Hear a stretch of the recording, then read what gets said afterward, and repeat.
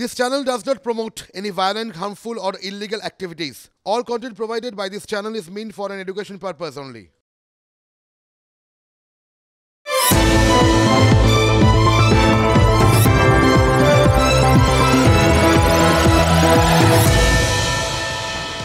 জনসংযোগে একটা বড় কথা আছে জানেন তো, নেগেটিভকে পজিটিভভাবে দেখানো, মানে নেতিবাচক কোনো জিনিসকে ইতিবাচকভাবে উপস্থাপনা করাটাই হচ্ছে জনসংযোগের একটা বড় শক্তি আর কি।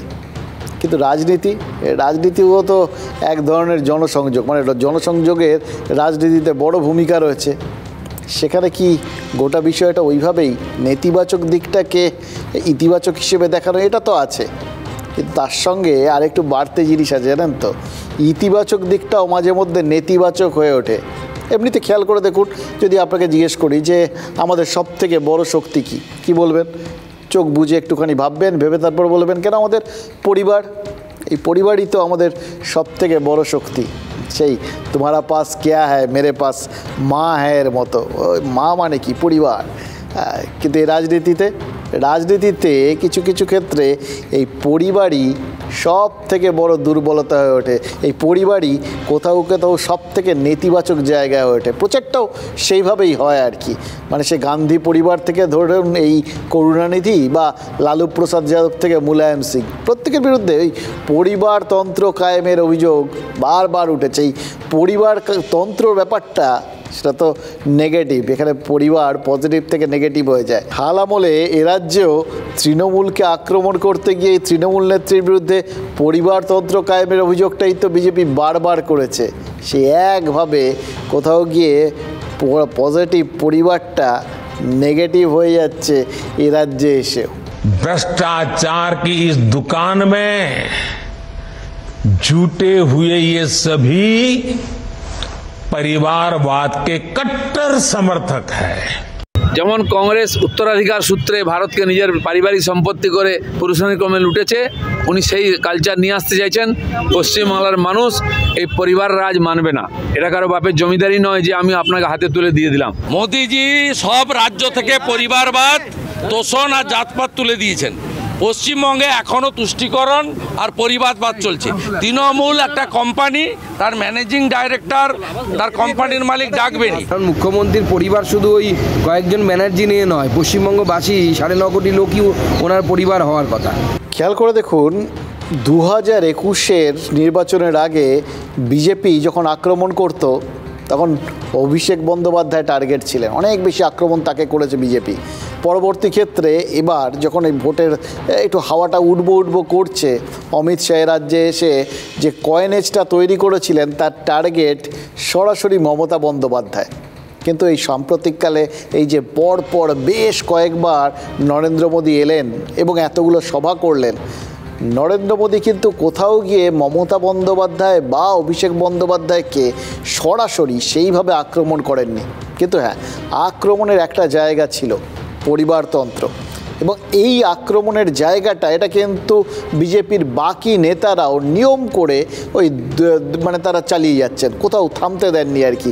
যেখানে নরেন্দ্র মোদী শেষ করেছেন বা তার আগেও যেখানে সর্বভারতীয় নেতারা শেষ করতেন, সর্বভারতীয় স্তরে তো সবসময় গান্ধীদের বিরুদ্ধেও এরকম বললাম পরিবারতন্ত্র নিয়ে অ্যাটাক করাটা একটা লব্জ হয়ে গেছিল।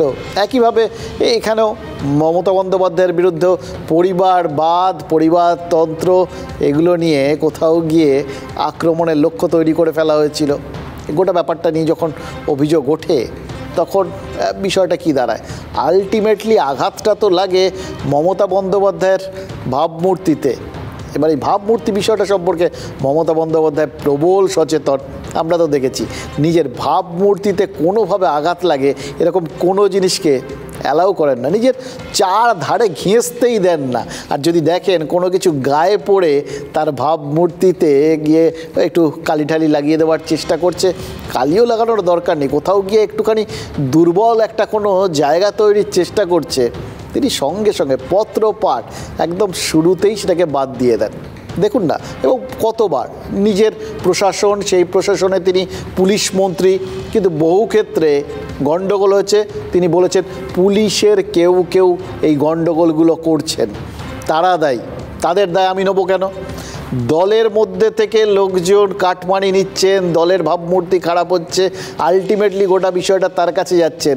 তিনি সভার মধ্যে দাঁড়িয়ে প্রকাশ্যে লোকজনকে বলেছেন আপনারা কাটমানি ফেরত দিন। আর কিছু কিছু যারা আপনারা এরকম করছেন তাদের জন্য, আপনাদের জন্য কেন আমার গায়ে কালি ছেটানো হবে, কেন আমাকে বলা হবে, আপনাদের জন্য কিছু লোক অন্যায় করছে তার দায় আমি কেন নেব।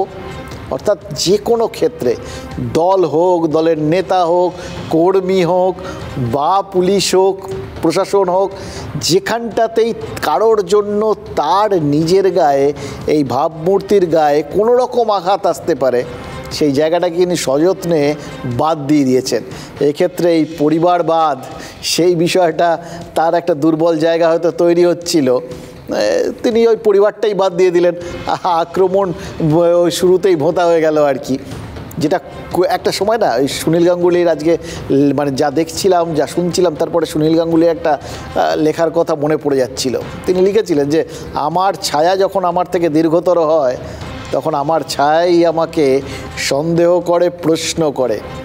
ছায়া কায়ার তুলনায় নিজেকে দীর্ঘতর কখন মনে করে? যখন দিনের শেষে ওই ছায়াটা লম্বা হতে থাকে আর কি। সেই জন্য ছায়াকে বেশ কিছু লোকজন ওই শেষবেলা বলে একটুখানি সন্দেহের চোখেই দেখেন, ছায়াও কিন্তু সন্দেহের সামনে ফেলে। তাই জন্য কোথাও গিয়ে কায়ার ছায়ার জায়গায় নিজেকে দীর্ঘতর করার চেষ্টা করেছেন, বুঝেছেন তো? ওই পরিবারটাকে বাদ দিয়ে ছায়াকেই বাদ দিয়ে দাও, কারণ পরিবার তার সঙ্গে তো ছায়ার মতোই লেপ্টে থাকে। কোথাও গিয়ে সেই ছায়াই তার বিরুদ্ধে আঙুল তুলছিল বা তার দিকে আঙুল তুলছিল, সন্দেহ করছিল। বাদ, পুরো ছায়াবাদ, কায়াটাই শেষ কথা, পরিবারবাদ। বিজেপি যে দেখুন আজ যেটা করবে, মানে কোথাও গিয়ে তারা আক্রমণ করছিল পরিবারতন্ত্র হিসেবে, তিনি একটা সুযোগ পেয়ে গেছেন আজকে। আর তাতে কি করলেন? নিজের ভাইয়ের সঙ্গেই দূরত্ব তৈরি করে দিলেন। মুখ্যমন্ত্রী ভাই বাবন বন্দ্যোপাধ্যায়, এমনিতে ভালো নাম স্বপন, কিন্তু বাবন নামেই তিনি বেশি পরিচিত আর কি। তিনি হঠাৎ করে বিদ্রোহী উঠেছিলেন সরাসরি। তা কোথাও গিয়ে তার হয়তো মনে হয়েছিল, এর আগের বারও মনে হয়েছিল যে তিনি হাওড়ার থেকে লোকসভার ক্যান্ডিডেট হবেন তৃণমূলের, সেই জন্য সেবার হাওড়ায় ঘরটার ভাড়া নিয়ে বসেছিলেন। সেবারও পাননি, তারপরেও 5 বছর ধৈর্য ধরে অপেক্ষা করেছিলেন, ভেবেছিলেন যে সয় সে রয়, হয়তো শিখে ছিঁড়বে, এবারও ছেড়েনি। এতটা আর কি করে সহ্য করবেন বলুন? সরাসরি তৃণমূলের সিদ্ধান্তকে চ্যালেঞ্জ করে বসে আছেন। হাওড়ার ভোটে যে এবার হাওড়া কেন্দ্রে যে প্রসূন বন্দ্যোপাধ্যায়কে তৃণমূল প্রার্থী করেছে, তার বিরুদ্ধেই তিনি পর রে করে একের পর এক অভিযোগ আনতে শুরু করে দিয়েছেন। তার মনে হচ্ছে যে তাকে বঞ্চিত করা হচ্ছে, এবং তাই জন্য তিনি সরাসরি মানে প্রসূন ব্যানার্জির বিরুদ্ধে নির্দল হিসেবে লড়াই করতে তৈরি, এটাও বলে দিয়েছেন। এই কথাটা শুনেই কি কোথাও গিয়ে মমতা বন্দ্যোপাধ্যায়ের মনে হচ্ছিল যে ছায়া তাকে চ্যালেঞ্জ করছে? মুখ্যমন্ত্রী বলেছেন যে যারা বেশি বড় হয়ে যায় তাদের লোভও বেড়ে যায়, ওকে আমি পরিবারের সদস্য বলেই মনে করি না। সব সম্পর্কচ্ছেদ, যিনি পরিবারের সদস্যকেই অস্বীকার করেন, তার বিরুদ্ধে পরিবারতন্ত্র চালানোর অভিযোগ কি খাটে? মমতা বন্দ্যোপাধ্যায় আরও একটা কথা বলেছেন, জানেন তো? বাবুন নাকি তলায় তলায় বিজেপির সঙ্গে যোগাযোগ রাখছিলেন। এবার তৃণমূলের নেতারা তারা যে তলায় তলায় বিজেপির সঙ্গে যোগাযোগ রাখেন, এমনকি তার পরিবারের ভেতরেও এমন কোনো মানুষ আছেন যিনি বিজেপির সঙ্গে যোগাযোগ রাখছেন, বিজেপির ঘনিষ্ঠ, এই কথাটাই কোথাও গিয়ে প্রকাশ হয়ে পড়লো কি? মানে মমতা বন্দ্যোপাধ্যায় নিজেই তো বললেন, এরকম কথা লোকসভা ভোটের আগে এসব বলা, এর মানে তো ঝুঁকি নিয়ে ফেলা।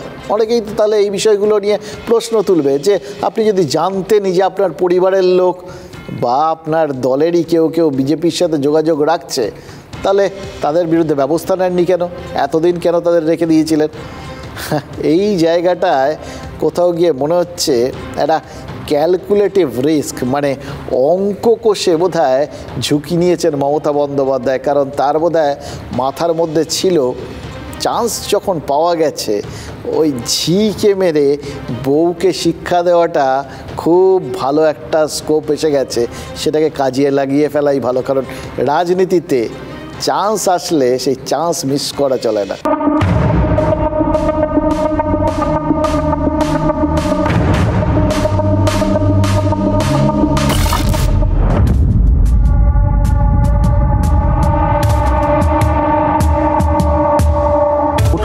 ব্যানার্জির মতো ক্যান্ডিডেট দেওয়া, এটা 19 সাল থেকেও মানা হয়েছিল। 19 সালের পর থেকে চেয়েছিলাম যাতে ওই ক্যান্ডিডেট না হয়, যে কেউ হোক।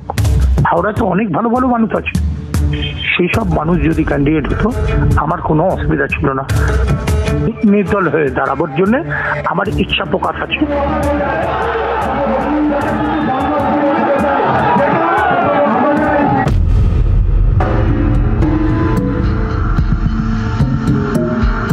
এটাতে সবাই খুব ক্ষুব্ধ।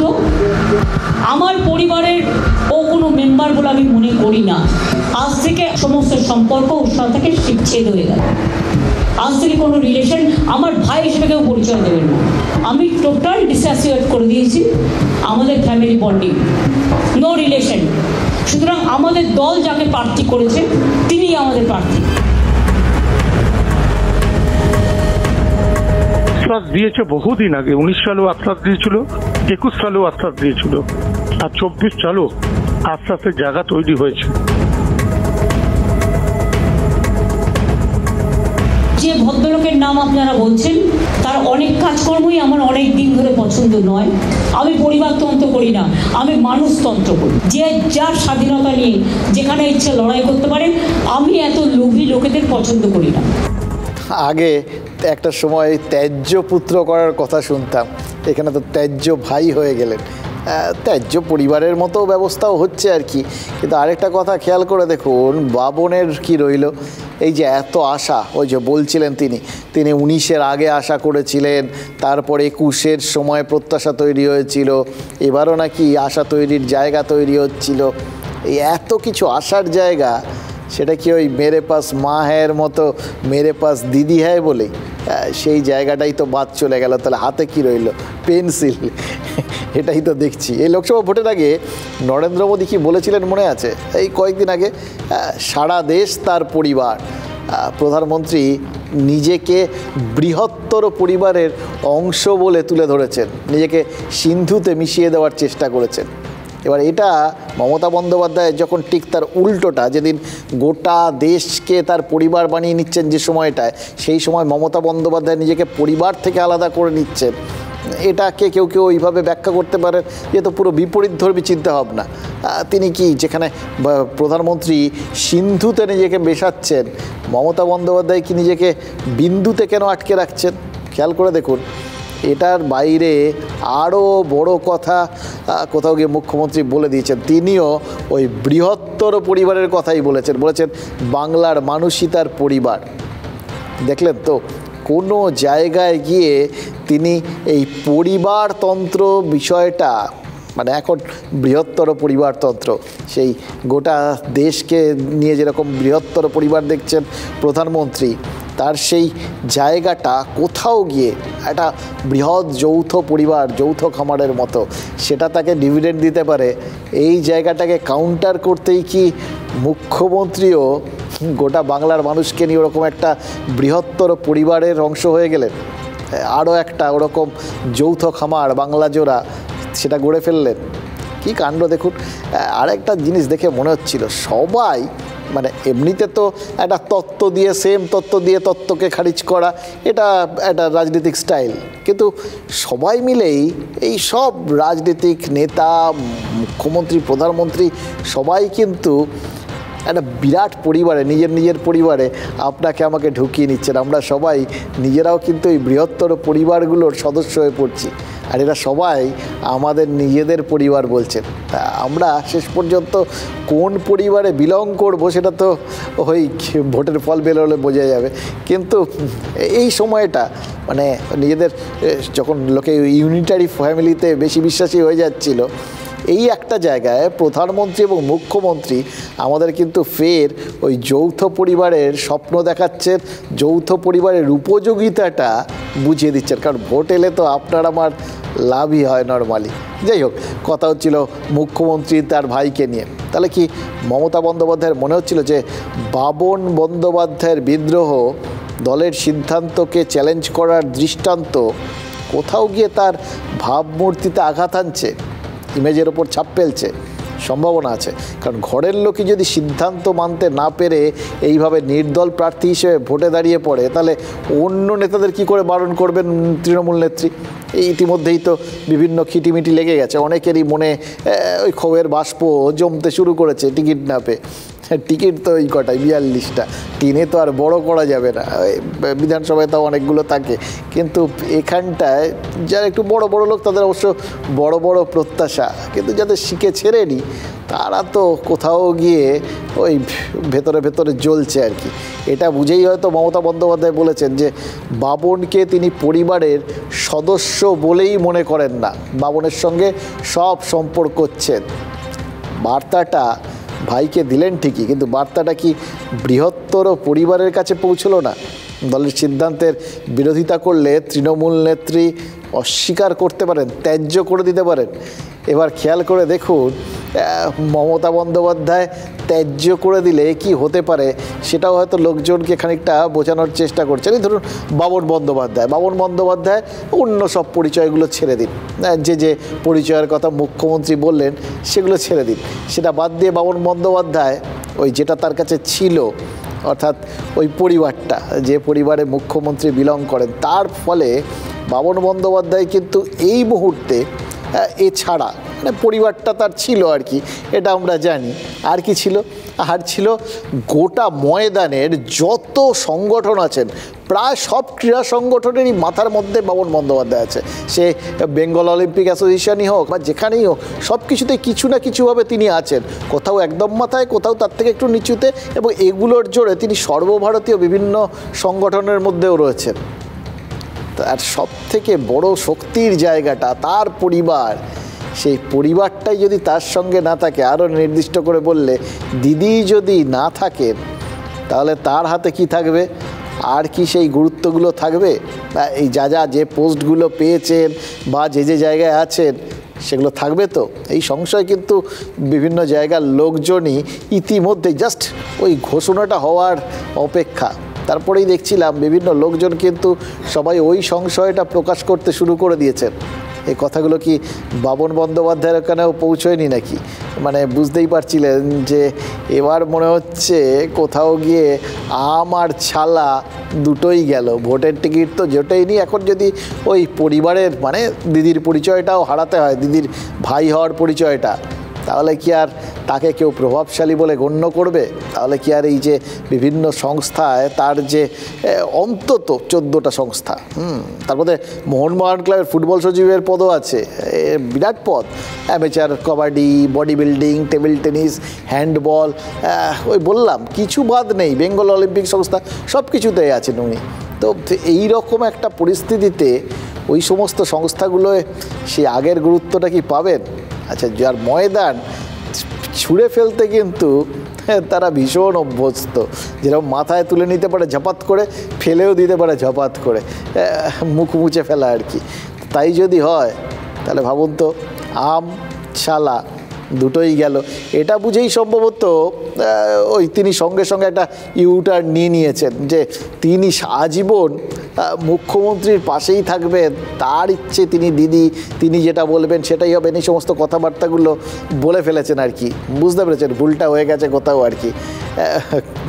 এখন দিদি তো দেখুন ভাতৃ স্নেহে তাকে কাছে টেনে নেবেন, এটা হয়তো বাবন আশা করছেন, কারণ সবাই জানেন যে মুখ্যমন্ত্রী কিন্তু ক্ষমা করে দেন, প্রচুর মানুষকে ক্ষমা করে দিয়েছেন। এক্ষেত্রে সেই আশাতেই হয়তো বাবন ইউটার্ন নিয়েছেন, কিন্তু দিদির সিদ্ধান্ত সেটা ওরকম ইউটার্ন নেয় কি না সেটা নিয়ে তিনি কতটা আশাবাদী সেটা একটা বড় প্রশ্ন। কিন্তু বড় দিদি যা কিছু বলবে বলতেই পারে ভাইকে, ভুল করলে দিদি বকবে তো। ভাইয়ের মধ্যে ঝগড়া হয়, হ্যাঁ, স্বামী স্ত্রীর মধ্যে ঝগড়া হয়, এসব নিয়ে কোনো ব্যাপার নেই, যা কিছু হোক আমি দিদির বাইরে নেই। কার্তিক ব্যানার্জিকে করেছে জয় হিন্দ বাহিনীর সভাপতি, তৃণমূলের স্পোর্টস সেলের দায়িত্ব দিয়েছে বাবুল ব্যানার্জিকে। জায়গা আছে, মোহনবাগান ক্লাব বলুন, বেঙ্গল টেনিস অ্যাসোসিয়েশন বলুন, বেঙ্গল অলিম্পিক অ্যাসোসিয়েশন বলুন, সমস্ত ক্রীড়াবিদ তাদেরকে সরিয়ে দিয়ে হকির মাঠ থেকে শুরু করে কোনো জায়গা নেই স্পোর্টসের, দখল করে নিয়ে এই পরিবার। শুধু দিদি একা ভোগ করবে কেন, শুধু খোকাবাবু ভোগ করবে কেন, আমরাই বাকি কম যাই, তাই তার পরিবারের মধ্যে এই প্রতিযোগিতা লাগাটা স্বাভাবিক। এটা পরিবার সর্বস্ব পার্টি, তৃণমূলের পরিবারতন্ত্র, এখন পরিবারতন্ত্রের যেটা সমস্যা হচ্ছে আপনি পরিবারের কতজনকে দেবেন? মমতা বন্দ্যোপাধ্যায় এই পরিবারতন্ত্র নিয়ে যে কড়া অবস্থান নিয়েছেন, তাতে এরপর এই পরিবারতন্ত্র বিরোধিতা করছেন মমতা বন্দ্যোপাধ্যায় আর প্রমোট করছে ভারতীয় জনতা পার্টি, এটা পরিষ্কার হয়ে যাচ্ছে। কুণাল ঘোষ বললেন যে মমতা বন্দ্যোপাধ্যায়ের অবস্থানেই পরিষ্কার যে তৃণমূলে পরিবারতন্ত্রের কোনো জায়গা নেই। কুণাল ঘোষ ঠিক কি বোঝালেন সেটা বুঝতে গেলে বা বোঝাতে গেলে কিছু কথা আজ বলতেই হবে, যে কথাগুলো না বললেই নয়।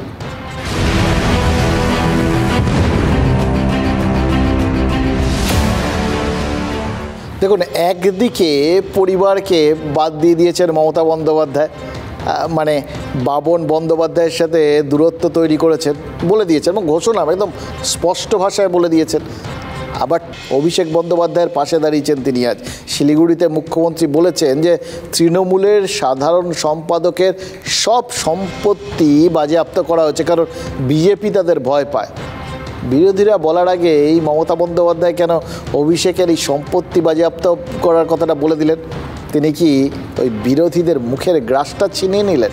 দেখুন, অভিষেকের সম্পত্তি এজেন্সি অ্যাটাচ করেছে, এই সব মানে বিষয়টা জানার পর বিরোধীরা এটাকেই তাদের আক্রমণের বস্তু করে তুলবে এবং সেটা নিয়ে রেড়ে করে ঝাঁপিয়ে পড়বে, এটা বুঝতে নিশ্চয়ই তার কোনো রকম অসুবিধা হয়নি। জানো রাজনীতিক, ফলে তিনি নিজেই কি আগে ভাগে বিষয়টা এরকম সর্বসমক্ষে এনে উল্টো দিক থেকে রাজনৈতিক প্রতিহিংসার ন্যারেটিভটা তৈরি করে দিলেন। এবার রাজনৈতিক প্রতিহিংসাটা কার প্রতি? ক্ষেত্রে তিনি কি আবার ওই পরিবারতন্ত্রের পাশেই দাঁড়ালেন? आपको पता नहीं है, अभिषेक एक देखो एक यंग लड़का, उसको तो कुछ करना पड़ेगा। जब शादी किया है, 2 बच्चे हैं, खिलाए खावाएगा कैसे? कुछ तो करना है। घर में बैठने से तो खाना नहीं मिलेगा। उसको एक बिजनेस था, सब प्रॉपर्टी अटैच कर दिया। मैंने कभी नहीं बोला, इसी के लिए नहीं बोला कि हमारा लड़ाई जो है इस अन्याय का खिलाफ में लड़ाई है। हमारा जो भी है आप ले लो, लेकिन आप लोकतंत्र को मत, उसका अधिकार मत छीनो। দেখুন, যেদিন এই গোটা পরিবার থেকে নিজেকে আলাদা করলেন, পরিবারের বিষয়টার থেকে তিনি নিজেকে সরিয়ে নিয়ে গোটা বাংলার পরিবারকে নিজের পরিবার করে নিলেন, ঠিক সেই দিন তিনি অভিষেক সম্পর্কে এই প্রশ্নগুলো তুললেন, অভিষেকের পাশেই তো দাঁড়ালেন। এই কথাগুলো কি তিনি পারিবারিক সম্পর্কের খাতিরে বলেননি? কারণ লোকেরা তো তাই বলবেন যে একসঙ্গে তিনি এদিকে বলছেন পরিবারকে অস্বীকার করছেন, অন্যদিকে অভিষেকের কথা তুলে তার সম্পত্তি অ্যাটাচ করার কথাটা নিজেই প্রকাশ্যে এনে তার পাশে দাঁড়াচ্ছেন, রাজনৈতিক প্রতিহিংসার অভিযোগ তুলছেন। এই বিষয়টা তারা তো অন্যরকম দ্বিচারিতা বলে ধরবেন আর কি, রাজনৈতিক দ্বিচারিতা। কিন্তু খেয়াল করে দেখুন, কোথাও গিয়ে কি মমতা বন্দ্যোপাধ্যায় দুটো স্টেপকে পাশাপাশি রেখে একই সঙ্গে উল্টো দিকের দুটো বক্তব্য শোনালেন। প্রথম কথা যে এইভাবে পরিবার থেকে সরে যাওয়া, এই কোথাও গিয়ে ওই বলছিলাম না ঝিকে মেরে ভাইকে বউকে শেখানো, সেরকম তিনি ভাইকে মেরে কাউকে শেখালেন। এই প্রসঙ্গটা কেউ ভাবতে পারেন, বাট একই সঙ্গে পরিবার থেকে নিজেকে আলাদা করেছেন কিন্তু পরিবারের প্রতি নিজের দায়িত্ব কর্তব্য থেকে সরেননি, এই বার্তাটাও তো দেওয়া দরকার। কারণ তিনি তো আরেকটা পরিবার, মানে পরিবারকে কি সবসময় ছেড়েছেন? ওই একটা ছোট জায়গার থেকে বেরিয়ে তিনি তো নিজেকে মহাসমুদ্রে ভাসিয়ে দিয়েছেন, গোটা বাংলাকে নিজের পরিবার বানিয়েছে। সুতরাং পরিবারের প্রতি তার নিজের দায়িত্ব তিনি পালন করেন এবং সেটা পালন করতে তাদের পাশে দাঁড়াতে তিনি পিছপা হন না, সেটাও কিন্তু তিনি কোথাও গিয়ে বুঝিয়ে দিলেন আর কি। এটা অন্যভাবেও ব্যাখ্যা করা যেতে পারে যে আসলে তিনি এক্ষেত্রে তাকে অভিষেককে তার ভাইপো বলে দেখছেন না, তাকে তিনি তৃণমূল নেত্রী হিসেবে তৃণমূলের সর্বভারতীয় সাধারণ সম্পাদক বলে দেখছেন।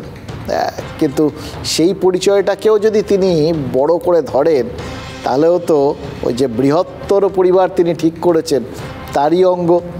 ফলে সেই হিসেবেই তিনি কোথাও গিয়ে নিজের দায়িত্ব পালনের একটা ইঙ্গিত দিয়ে রাখলেন সবার কাছে। বলি না, রাজনীতিকদের প্রত্যেকটা স্টেপের মধ্যে থেকে অনেকগুলো পরের স্টেপ ভাবা থাকে, একটা বার্তার মধ্যে অনেক বার্তা লুকিয়ে থাকে। কি সম্পত্তি বাজেয়াপ্ত করা হয়েছে সেটা আমরা একটু জানতে চাই। তার একটা শ্বেতপত্র প্রকাশ করলে ভালো হয়। হঠাৎ কেন সম্পত্তি বাজেয়াপ্ত হলো সেটাও জানতে চাই। সম্পত্তির পরিমাণ যেটা বাজেয়াপ্ত হয়েছে তার পরিমাণটা জানতে চাই। অভিষেক একদিন কি খাচ্ছিল? খাওয়ার জন্য কি আছে? কাটমানি আছে, তোলাবাজি আছে, কয়লার টাকা, গরুর টাকা, সব টাকা তো ওইদিকে যায়। সেই জন্য এসব নাটকবাজি বন্ধ করুন। এত টাকা এলো কোত্থেকে? গাছ লাগিয়েছেন তো অপরাধ করেছেন, অ্যাটাচড হওয়া উচিত। কিন্তু ওই কারণেই ভাইপো এবং পিসি মোদিজির পায়ে হাত দিয়েছেন, আমাদের বাঁচাও, আমাদের সম্পত্তি বাঁচিয়ে রাখো। একটু একটু ধরা পড়ছে। এখন কি বাজেয়াপ্ত হয়েছে না হয়েছে মুখ্যমন্ত্রী নিজেই বলছেন যে আমার ভাইপোর সব সম্পত্তি বাজেয়াপ্ত হয়ে গেছে। তো মুখ্যমন্ত্রীর উচিত কোর্টে যাওয়া, ওনার যদি আদেশ পছন্দ না হয়। এজেন্সি তো এমনি এমনি সম্পত্তি বাজেয়াপ্ত করবে না, আমার সম্পত্তি তো বাজেয়াপ্ত করেনি। পরিবারের প্রয়োজনে পরিবারের পাশে আছেন, নিজের পরিবার বা বৃহত্তর পরিবার, যে পরিবার থেকে তিনি কোথাও গিয়ে সরে এসছেন বা যেখানে পরিবারকে তিনি অস্বীকার করছেন, সেটা কোন জায়গাটা? সেই পরিবারকে, যে পরিবার কোথাও গিয়ে শৃঙ্খলা মানে না, যে পরিবার কোথাও গিয়ে তার পথকে, তার মতকে অস্বীকার করে। এই দুটো বার্তা কিন্তু একসঙ্গে পেয়ে গেলাম আমরা। পরিবারের মধ্যে থেকে নিজের পরিবারকে কেন্দ্র করে গোটা বাংলার পরিবারকে বা তৃণমূল পরিবারকে এই গোটা বিষয়টা বোধহয় তিনি বুঝিয়ে দিলেন। এবং দেখুন, ওই বাবন কি দ্রুত বুঝতে পেরেছেন যে এরকমভাবে কোথাও ত্যায্য হয়ে গেলে, মানে কি করলে ত্যায্য হবেন, সোজা কথায় উল্টো সুর আনলে বা চ্যালেঞ্জ করলে, বিদ্রোহ করলে ত্যায্য হবেন, এটা বুঝেছেন। আর ত্যায্য হলে কি হতে পারে সেটা বুঝেছেন। সুতরাং সেটা বুঝেই এখন দ্রুত সুর নরম করে পাশে থাকছেন। পারিবারিক ব্যাপার, তিনি তার অধিকার আছে, সমস্ত বলছেন টলছেন। মোদ্দা কথা হচ্ছে আম আর ছালা দুটোই যাওয়ার থেকে অন্তত কিছু একটা থাকুক, এরকম একটা যে এখন কোনটাকে তিনি গুরুত্ব দিচ্ছেন, কোনটাকে বাঁচাবেন, সেই জন্য ঝাঁপিয়ে পড়েছেন। কিন্তু অর্জুন সিং কী করবেন? অর্জুনকেও তো প্রার্থী করেনি তৃণমূল, আর তিনিও তো বিদ্রোহ করে বসে আছেন। ব্যারাকপুর লোকসভায় তৃণমূল প্রার্থী, রাজ্যের সেচ মন্ত্রী পার্থ ভৌমিক। আর তারপর অর্জুন বলেছেন যে বিজেপি ছেড়ে তৃণমূলে ফেরা তার ভুল হয়েছিল। বিজেপি ছেড়ে তৃণমূলে ফেরা, তৃণমূলে তিনি ফিরেছিলেন। অর্জুন বলছেন তাকে নাকি তৃণমূল ব্যবহার করেছিল। অর্জুন অভিযোগ করছেন তিনি ব্যারাকপুরেই লড়বেন। অর্জুন বলছেন অর্জুনের পার্টি অফিসে মমতা বন্দ্যোপাধ্যায়ের ছবি সরিয়ে দেওয়া হয়েছে, ফিরে এসছে নরেন্দ্র মোদীর ছবি। এটাও অর্জুনই দেখিয়েছেন। অর্থাৎ কোথাও গিয়ে অর্জুন, তিনি যে তৃণমূলে এসেছিলেন বিজেপি ছেড়ে, এসে তার যে আম আর ছালা দুটোই যাওয়ার মতো পরিস্থিতি তৈরি হয়েছে, এটা বুঝিয়েছেন। ফলে সেক্ষেত্রে তিনি হয়তো নরম হচ্ছেন ওই ছবি বদলের ক্ষেত্র থেকে, ঠিক যেরকম বাবন তার জায়গার থেকে ভল্ট খেয়ে ওই দিদি আমার সব কিছু, দিদি পারিবারিক ব্যাপার, দিদি রাগ করতেই পারেন, দিদি অভিভাবক, তিনি শাসন করতেই পারেন, আমি আজীবন দিদির সঙ্গে থাকবো, এরকম বলেছেন। সেটা ওই আমার ছালা চলে যাওয়ার ইঙ্গিত পেয়েই আর কি, আশঙ্কার থেকেই। অর্জুনও কিন্তু ওই কোথাও গিয়ে বিজেপি ছেড়ে আসার পর ওই আম ছালা দুটোই গেল দেখে আবার নরেন্দ্র মোদীর ছবি ফিরে এসছে। ওই সবারই অনুশোচনা এবং উপলব্ধি, এই দুটো জিনিস খুব চটজলদি হয় যখনই ওই দুটো জিনিস চলে যাওয়া, আম ছালা দুটোই চলে যাওয়ার সম্ভাবনা দেখা দেয়। এটা আমরা বুঝতে পেরেছি। রাজনীতির কি মাধুর্য ভাবুন তো। কিন্তু এখনও অফিসিয়ালি কিন্তু বিজেপির হয়ে সেকেন্ড ইনিংসটা শুরু করেননি তিনি। অর্জুন শুধু বলেছেন যে ব্যারাকপুর থেকেই তিনি ভোটে লড়বেন, আরও বেশি মার্জিনে জিতবেন। এবার এটার মধ্যে দিয়ে ওই চ্যালেঞ্জ ব্যাপারটা আছে। বাবনও তো বলেছিলেন তিনি নির্দল হয়ে ভোটে দাঁড়াবেন প্রচুর ব্যানার্জির বিরুদ্ধে, জিতবেন, এ সমস্ত বলেছিলেন টলেছিলেন আর কি। এক সুর না, মানে ওই যে কোথাও গিয়ে এরকম চ্যালেঞ্জ করা, কোথাও গিয়ে তার মতামতের বিরুদ্ধে যাওয়া, সেটা গেলে বাবনকে কোথাও গিয়ে ত্যায্য ভাই করে দিয়েছিলেন মুখ্যমন্ত্রী। এক্ষেত্রেও অর্জুন সম্পর্কেও তো একটা বিষয় তিনি করে দিয়েছেন, সরাসরি বলে দিয়েছেন ও তো বিজেপির লোক, মানে বিজেপির তিনি লোকসভার সদস্য। এটার বলার মধ্যে দিয়ে অর্জুনকেও কি তিনি ত্যায্য করে দিলেন?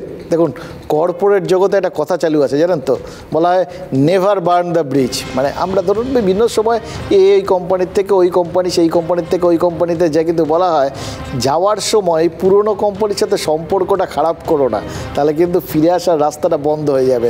নেভার বার্ন দ্য ব্রিজ, ওই ব্রিজটাকে পুড়িয়ে যেও না। অনেকেই সোজা সাপটা ব্যাপারটা বোঝেন না, চাকরি ছাড়ার সময় পুরনো কোম্পানির সঙ্গে সম্পর্কটা একদম তেতো করে চলে যান, মোদ্দা কথা হচ্ছে সেতুটা পুড়িয়ে চলে যান। এবার অর্জুনও কি সেই ভুলটা করেছেন না করেননি, এবার সেতুটা ঠিক কোন জায়গায়, এই সবটাই ওই কয়েকদিনের মধ্যেই নাকি বোঝা যাবে।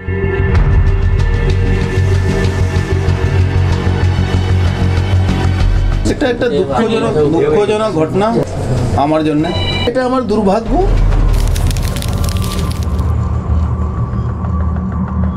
আমি ভুল করেছিলাম, আমি প্রকাশ্যে আপনাদের কাছে ভুল স্বীকার করছি, ভুল করেছিলাম। মানে কি ভুল? তৃণমূল দলে আসে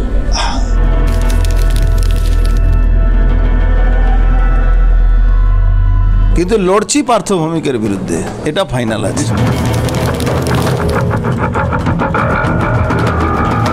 বন্ধু অর্জুন সিংয়ের প্রতি আমার শুভেচ্ছা আছে।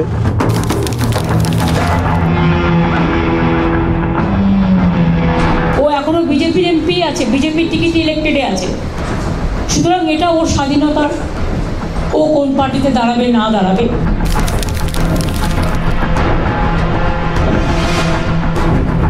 দিদিমণিকে আমি অভিনন্দন জানাবো, এই কথাটাকে আমি স্যালুট জানাচ্ছি। আমি বিজেপি সাংসদ ছিলাম, বিজেপিরই সাংসদ হয়তো আগামী দিন হতে পারে।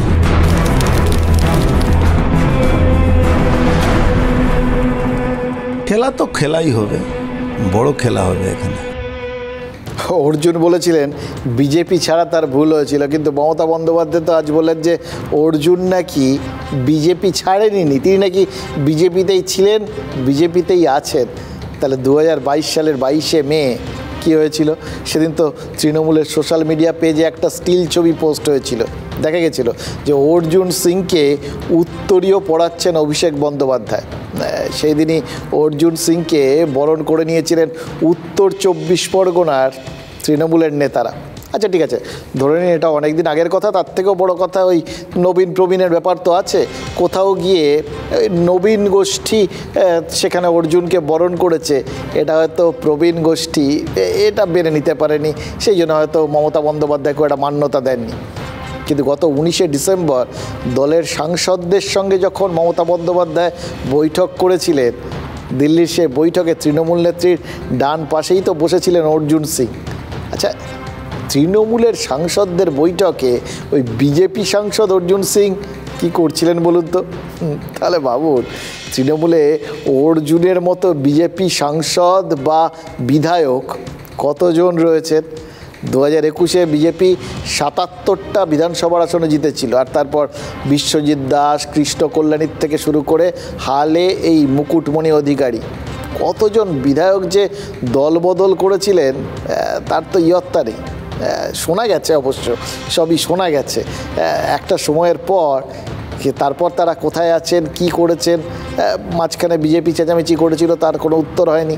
তো তারপরে তাদের অবস্থানটা কি, এক্স্যাক্ট অবস্থানটা কি, সেই হিসেবটা কেউ রেখেছেন?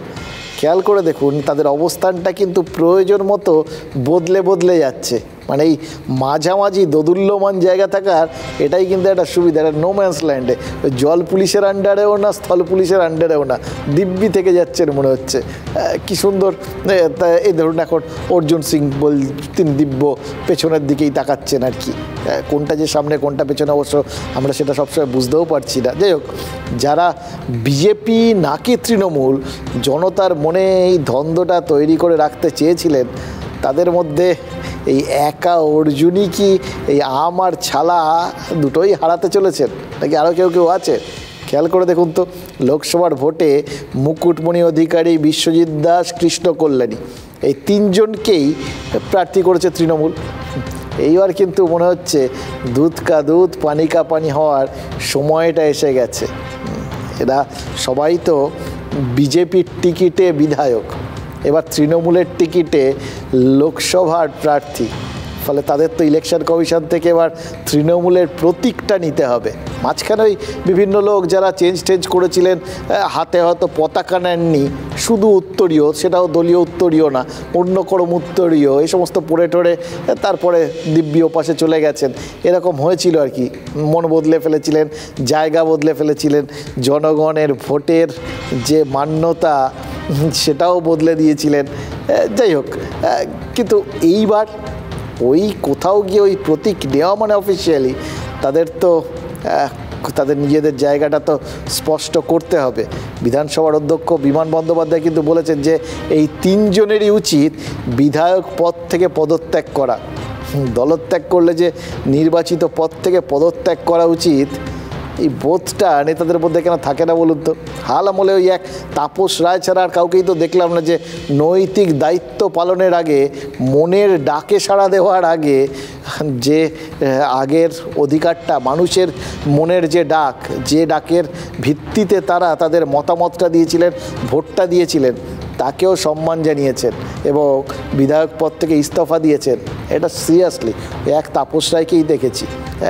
কথা আছে না, যাদের আটে হয় না তাদের আশিতেও হয় না।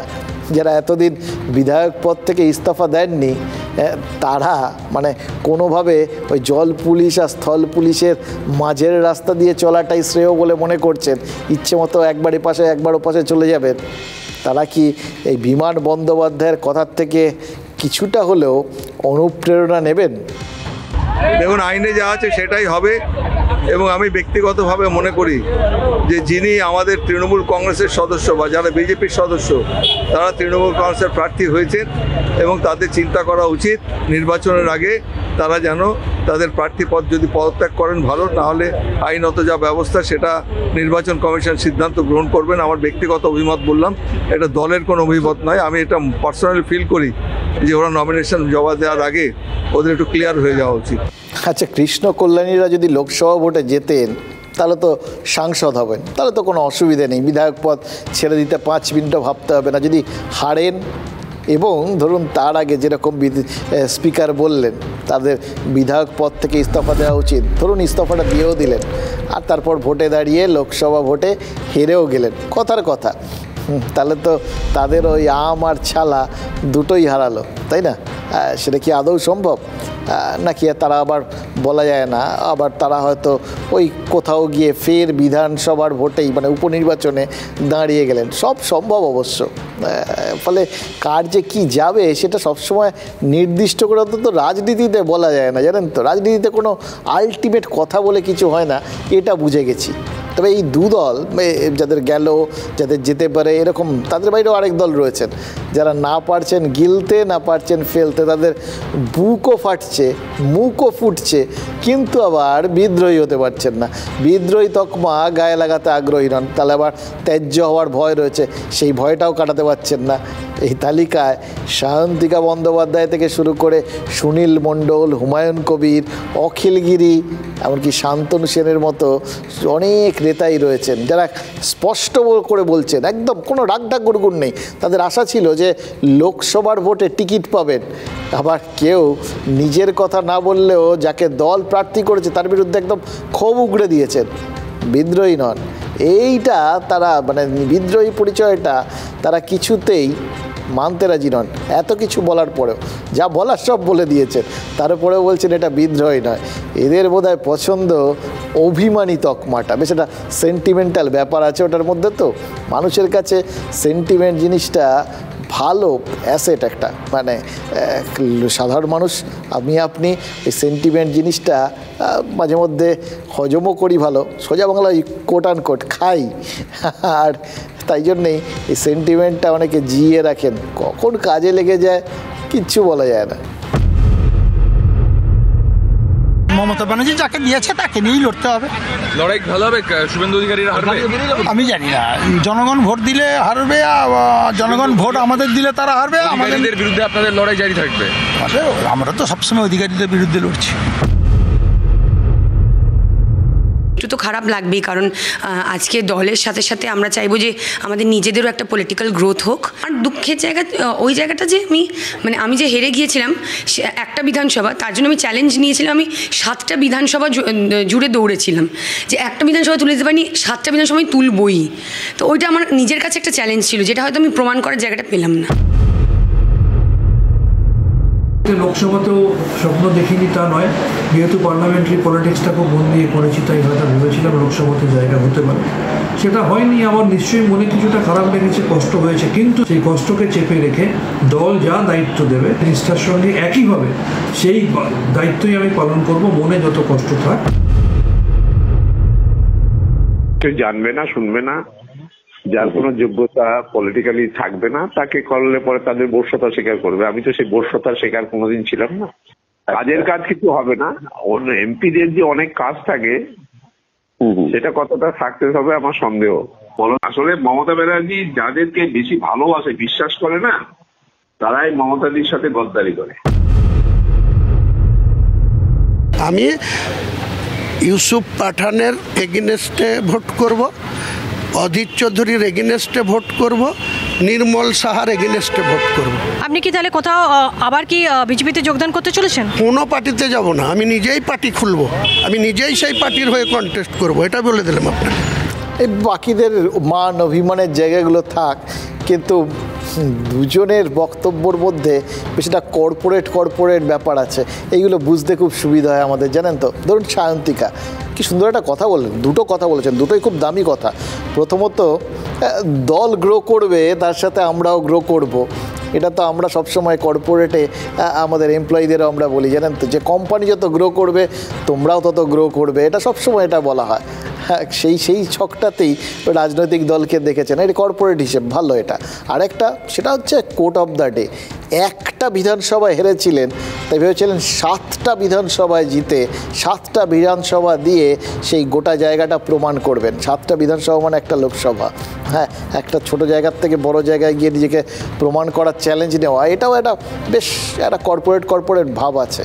আর ঠিক সেরকমভাবেই কোথাও গিয়ে এই ধরুন মার্চ মাস তো, এখন ওই অ্যাপ্রাইজাল হয়, কে কীরকম কাজকর্ম করেছে হচ্ছে, সেই সমস্ত হিসেব নিকেশ কষে এই কর্পোরেট সংস্থাগুলোয় তারপর ওই মার্চ মাসের শেষের থেকেই আর কি কাউকে ইনসেন্টিভ দেওয়া হয়, কারোর ইনক্রিমেন্ট হয়, কে কত ইনক্রিমেন্ট পাবে, কে কত কি হবে, সেগুলো সব ঠিকঠাক হয় আর কি। সবই কাজের ভিত্তিতে, কাজের ফিরিস্তির ভিত্তিতে। এই শান্তনু সেন বললেন তিনি রাজ্যসভার মেম্বার হিসেবে কোথাও গিয়ে তিনি নিজের পারফরমেন্সটা খুব ভালো করে দিয়েছিলেন, তার দামটা পেলেন না। কষ্ট হয়েছে, কিন্তু কষ্ট চেপে তাকে থাকতে হয়েছে। এই দুটো জায়গার থেকে এই রাজনীতি যে আজকাল কীরকম একটা কর্পোরেট জায়গায় চলে যাচ্ছে সেটা কিন্তু আমরা বুঝতে পারছি। হ্যাঁ, কেউ আছেন রাজনীতিটাকে যারা রাজনীতির মতো জায়গাতে রেখে দেন, সে সুনীল মণ্ডল বা হুমায়ুন কবিরের কথা শুনলেই বোঝা যায় এগুলো হচ্ছে একদম টিপিক্যাল রাজনৈতিক বক্তব্য। আমাকে দিল না, এবার যাবে 12টা বেজে, প্রয়োজনে আমি অন্য একটা দল করে দেখিয়ে দেবো কি করতে পারি। ফলে রাজনীতির এই মিশেলটা ভাল লাগলো, খুব ভাল লাগলো। এবারে যে অভিমানগুলো, মানে এরা সবাই তো বিদ্রোহী সেইভাবে বলতে চান না, অভিমানী বলতে চান আর কি, সেই অভিমানটা ভোটে পক্ষে যাবে না বিপক্ষে, তৃণমূল এই হিসেবটা কি কষতে পেরেছে? এর থেকে একটা গুরুত্বপূর্ণ হিসেব অবশ্য রয়েছে। গত সোমবার সিএ লাগু হয়েছে, এবার সিএ চালু হওয়ায় কতটা লাভ, কোন দিকে কার লাভ হবে, কার ক্ষতি হবে, কার আমছালা দুই যাবে, এই নিয়ে মনে হচ্ছে অনেকেই কিন্তু শঙ্কিত। এটা দল পার্টিগুলো এখন হিসেবটা কষছে, আর কেউ ব্যক্তিগতভাবেও সেই হিসেবটা কষছে। এই ধরুন মুকুটমণি অধিকারী, যার কথা বলছিলাম একটু আগে, কোথায় আছেন এখন? তো তিনি আবার তৃণমূলের প্রার্থী হয়ে গেছেন, ফলে এখন তৃণমূলেই আছেন, কি বিধায়ক ছিলেন বিজেপি। এবার তার ব্যাকগ্রাউন্ডটা ভাবুন, তার আগের বক্তব্যগুলো ভাবুন। তিনি নিজে মতুয়া সমাজের প্রতিনিধি, বিজেপির টিকিটে জনপ্রতিনিধি, বিধায়ক, রানাঘাট দক্ষিণ থেকে এমএলএ হয়েছিলেন। নারী দিবসের ঠিক আগেই তৃণমূলে যোগ দিয়েছিলেন, ভেবেছিলেন যে তিনি রানাঘাট কেন্দ্রে, লোকসভা কেন্দ্রে বিজেপির টিকিট পাননি, ঠিক আছে কোনো ব্যাপার না, যে এবার তৃণমূল থেকে টিকিটটা পেয়ে গেলাম, মানে আগে থেকে ঠিক করে গেছিলেন, বিধায়ক হয়ে গেছেন, এবার লোকসভাটা মাস্ট আর কি, সে যেখান থেকেই হোক তিনি সে টিকিট পেয়ে গেছেন, হাতে গরম চলে এসছেন। কিন্তু মুশকিলটা তো অন্য জায়গায়। তার আসার পরে পরেই দেশে সিএ চালু করে দিয়েছে। এবার কেন্দ্র এই যে সিদ্ধান্তটা নিয়েছে, এটা তো মতুয়াদের দীর্ঘদিনের যে প্রতীক্ষা তার অবসান হয়ে গেছে। মতুয়া শিবিরে তো এখন উৎসব চলছে, আর এইটার জন্যেই তো এতদিন ধরে গলা ফাটিয়েছিলেন তিনি মতুয়াদের হয়ে, মুকুটমণিবাবু। এখন কি হবে? যে ন্যারেটিভটা তার এতদিন ছিল, বারবার বলে এসছেন যে এইটাকে চালু করতেই হবে, সিএ চালু করতেই হবে, এই বিজেপি সরকার সিএ চালু করবেই করবে, এটাই তো বলেছেন একদিন বিজেপির বিধায়ক হিসেবে। এবার তৃণমূলের লোকসভা প্রার্থী হিসেবে তাকে তো বলতে হবে, কারণ তৃণমূল নেত্রী তিনি তো সম্পূর্ণ বিরোধী এই সিএর, তাকে রীতিমতো তুলোধনা করছেন। ফলে তৃণমূল নেত্রী যে পলিসি, যে কোম্পানিতে কাজ করবেন তার পলিসিতেই তো আপনাকে চলতে হবে। ফলে সেই পলিসি মেনে তাকে তো এখন আবার ওই সিএর বিরুদ্ধেই তোপ দাগতে হবে। চটজলদি এই বক্তব্যটা বদলে ফেলাটা কীভাবে সম্ভব বলুন তো? ফলে মুকুটমণিবাবু নিশ্চিত মহা বেকায়দায় পড়েছেন। কি বলবেন ভোটারদের? কোন স্ট্র্যাটেজি সাজাবেন এখন, বা আদৌ কোনো স্ট্র্যাটেজি কি কাজে লাগবে? এটা যদি আগে জানতেন, আগে জানলে তোর এই নৌকায় চড়তাম না, এটাই কি গাইছেন এখন মুকুটমণি অধিকারী? মুকুটমণির মতন বেঈমান এই জগতে মেলে না। আমার বুকের সঙ্গে বুক রাখিয়ে আশীর্বাদ চেয়েছিল, আজ শুধু আশীর্বাদে দেশে পাবে ঘৃণা ঘৃণা ঘৃণা। সিএর যে সংসদে প্রথম জগন্নাথ সরকারই বলেছিল সিএর জন্য, আজকে সিএ হয়েছে। আজকে আমরা পূর্ববঙ্গের থেকে যারাই আসছে তারাই তাদের উপযুক্ত সম্মান পেয়েছে। তৃণমূল নাগরিকত্বের বিরোধিতা করেছে, তারা এখনও বলছে কিসের নাগরিক, আমরা সবাই নাগরিক, আর ভারতীয় জনতা পার্টি নাগরিকত্ব দিচ্ছে। তাহলে তিনি যদি সত্যিকারের মতুয়া হতেন তৃণমূলের টিকিটে দাঁড়াতে পারতেন, আমি প্রশ্ন করছি। অতএব তিনি একটা ভণ্ড, এ ব্যাপারে নিশ্চিত। মতুয়ারা প্রায় 21 বছর, দীর্ঘ 21 বছর আন্দোলন করেছে। সেই আন্দোলনের অন্যতম নেতৃত্ব হিসেবে আমরা সকলেই ছিলাম। রানাঘাট লোকসভার ক্ষেত্রে মতুয়ারা আমার সঙ্গে ছিল, আছে, থাকবে, এবং রাজনীতির ঊর্ধ্বে উঠে আমি সবসময় তাদের পাশে আছি। রাজনীতির ঊর্ধ্বে উঠতে হচ্ছে এখন মুকুটমণি বাবুকে, তাই তো? মানে সিএ চালু হওয়া তাকে শুধু যে বিপদে ফেলেছে তা নয়, তার মানে অবস্থানটাকেও প্রয়োজনে ওই রাজনীতির বাইরে গিয়ে ব্যাখ্যা করতে হচ্ছে। কারণ যে দলে তিনি যোগ দিয়েছেন সেই দল তৃণমূলত সিএ অস্ত্রটা কীভাবে সামলাবে সেটা ভাবতে বাধ্য হচ্ছে। মানে সিএকে ললিপপ হিসেবে দেখাতে তো এতদিন ধরে মরিয়া ছিলেন মমতা বন্দ্যোপাধ্যায় এবং তার তৃণমূলের যাবতীয় নেতা মন্ত্রী, তারা তো সেই লাইনেই এতদিন কথা বলেছেন।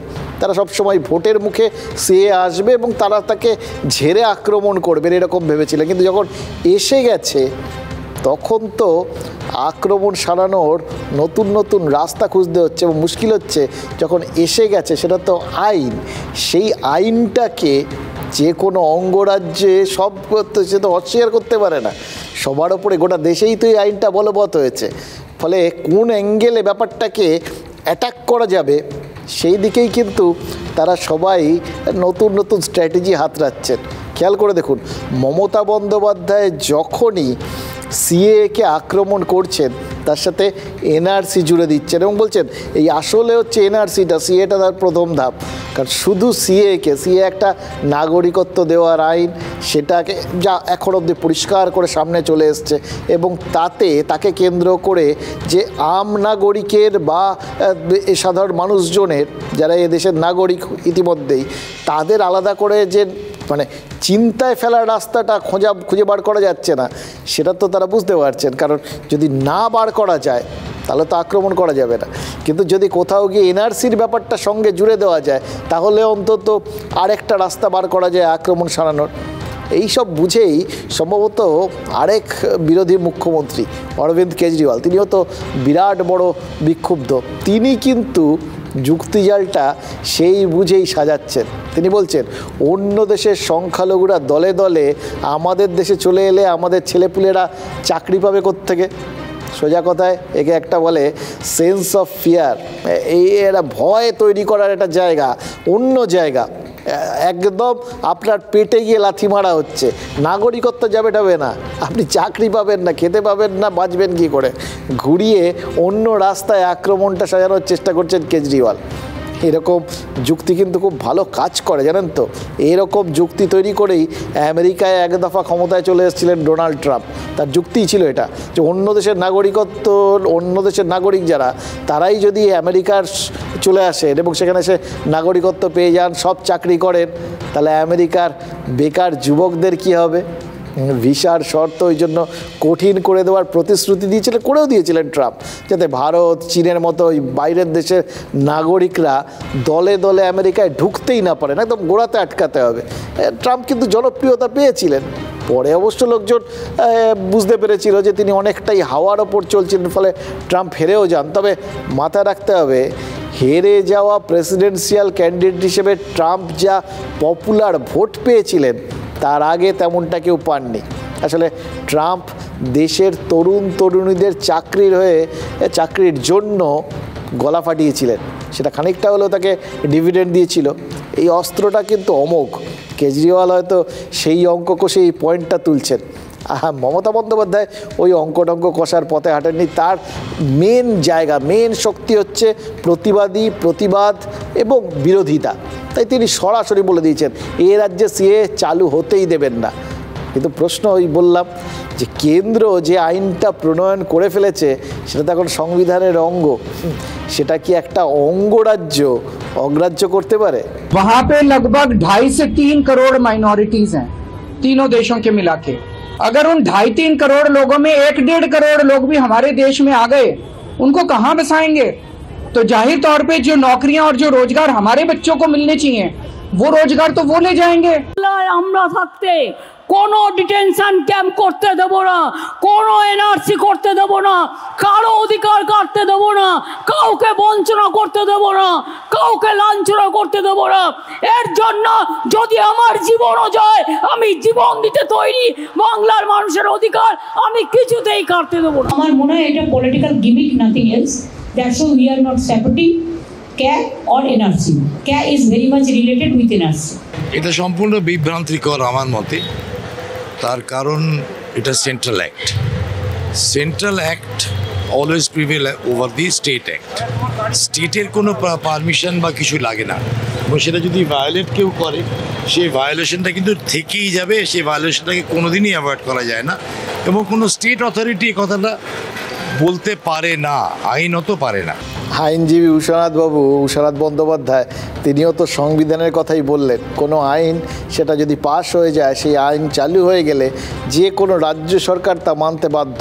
কিন্তু রাজনীতির কোর্টে আইন নিয়ে আর কে কবে মাথা ঘামিয়েছে বলুন?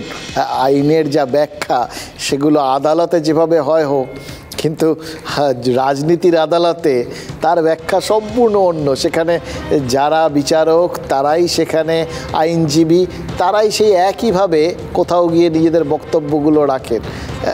সে ফলে তাদের ব্যাখ্যাটা সম্পূর্ণ অন্য ধরনের হয়, বিশেষ করে যখন সামনে নির্বাচন থাকে।